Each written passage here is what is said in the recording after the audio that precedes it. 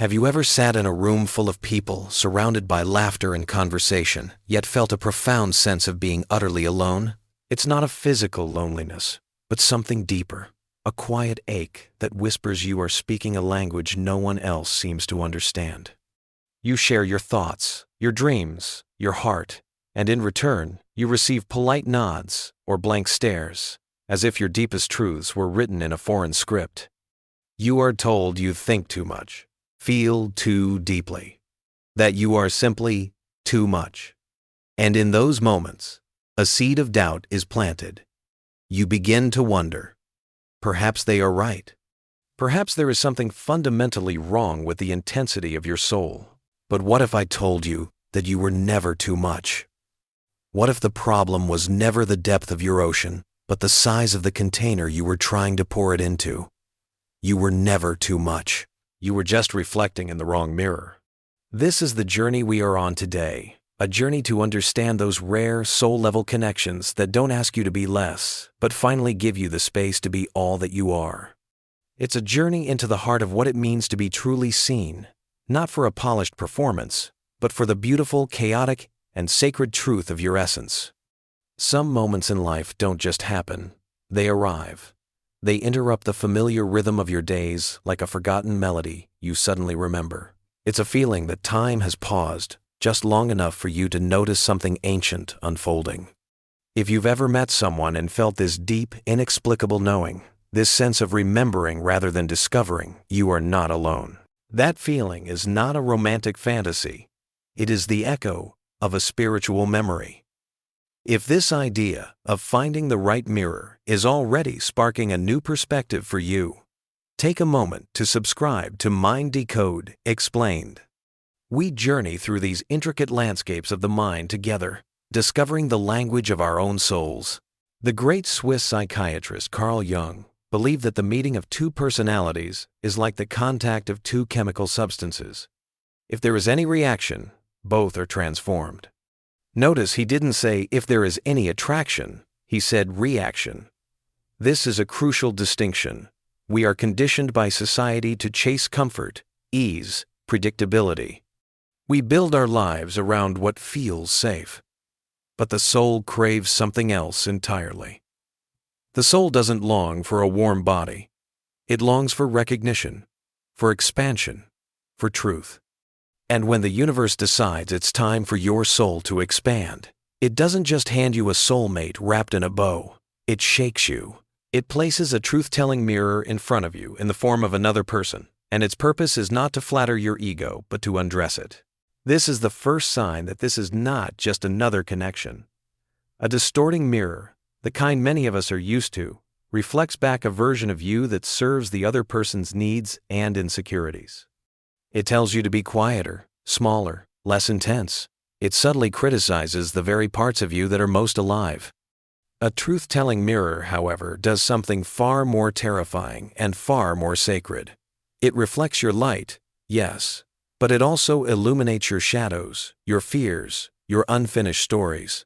It shows you where you are hiding from yourself. And this is where most people get confused. They mistake this profound challenge for a red flag. They think soulmate love will feel effortless, a soft landing. But often, it begins with a deep internal resistance. When the real thing arrives, your ego, the part of you built for survival and social performance, might panic. You might feel triggered, unsteady, even scared, because a deep intuitive part of you knows this person is going to change everything. This isn't a romantic idea. It's a spiritual and psychological truth. Soulmate connections often feel chaotic at first because something within you must die to make space for what is being born. An old identity, a limiting belief, a pattern of self-abandonment must fall away. As Jung famously warned us, there is no coming to consciousness without pain. This is that moment when love no longer feels just safe, but sacred. It's the moment you realize this isn't just someone to love. This is someone who truly sees you. And being seen is terrifying, especially when you've spent a lifetime trying to be acceptable, polished, and put together. But a soulmate doesn't care about your presentation. They sense your essence. They speak to the parts of you that you've hidden, even from yourself. You will feel naked in front of them, and somehow completely free. This isn't infatuation or lust, it is recognition. And recognition feels more like remembering than discovering. You look into their eyes and the feeling isn't, "Who are you?" It's, "Oh, there you are." It's the collapse of time, the dissolution of logic. Your soul was already waiting. Yet, so many of us run from this. We retreat because we aren't used to being loved at a soul level. We are used to being chosen for our roles, our appearance, our utility.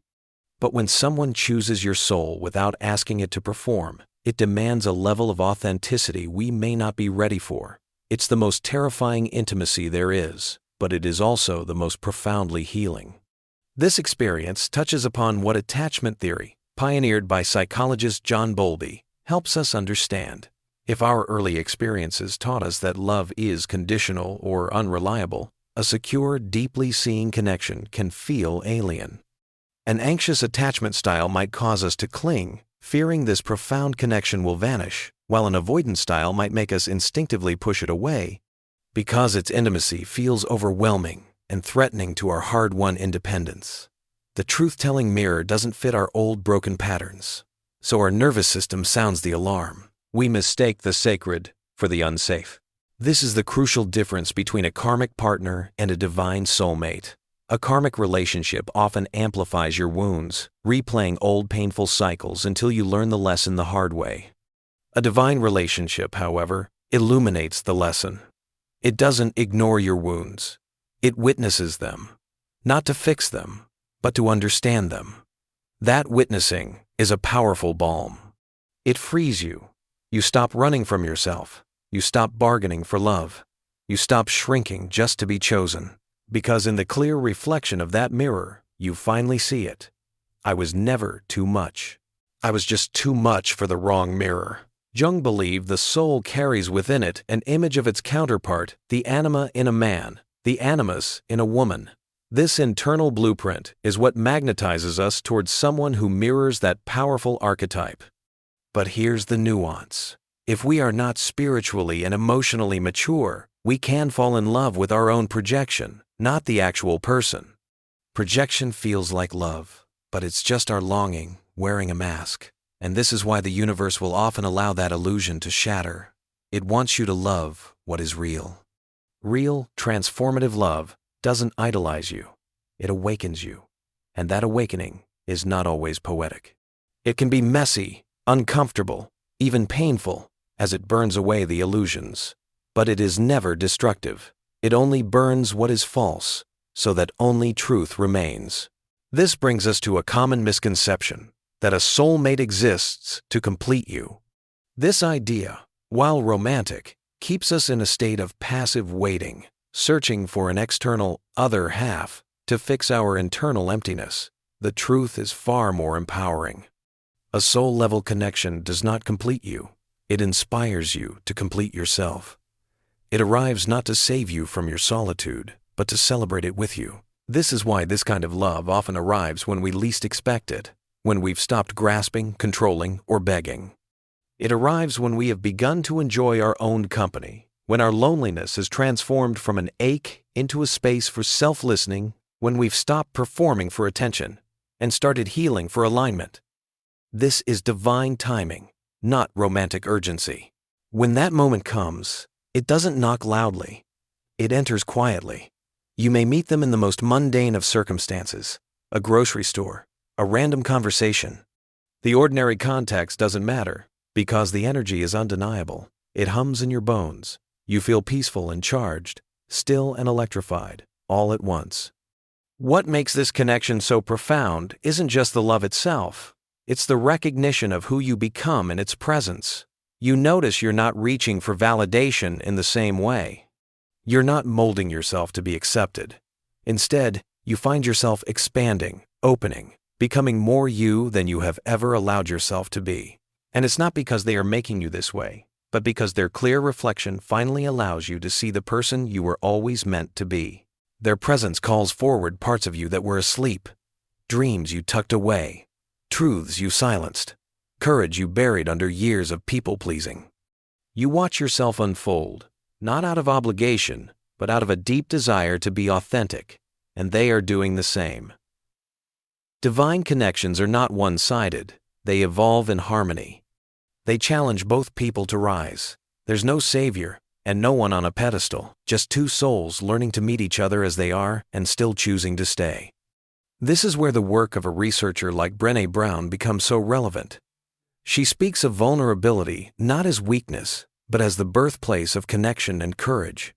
A soulmate connection is a space where you can finally practice this courage.